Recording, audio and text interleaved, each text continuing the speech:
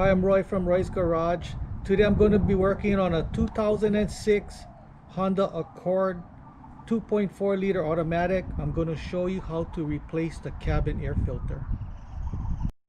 This is the part I'm going to be using today to do this job. It's a cabin air filter, part number CAF1781. So the cabin air filter is behind the glove box.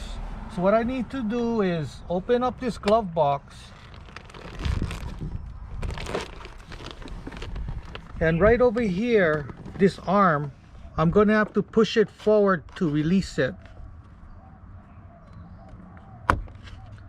Okay, now push these two sides inwards and pull it down. Then you just can put something to hold this glove box up. Now in here,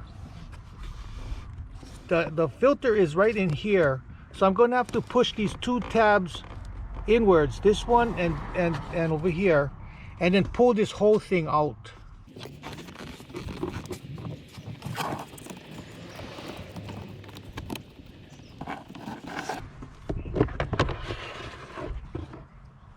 So I'm going to be removing this old filter,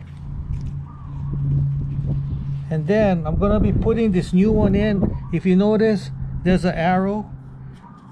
The arrow means that's the way the air is flowing, so it's going to be flowing this way, downwards. Okay, so now we're going to be installing it in the vehicle. Okay, so we're going to be installing the new cabin air filter. Just slip it in, and it's going to lock in place.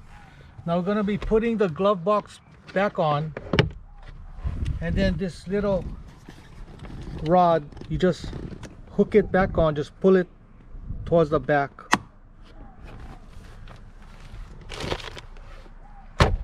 and that's it. So that's how you replace a cabin air filter. Make sure you subscribe, give me the thumbs up, and I see you in the next video. Aloha.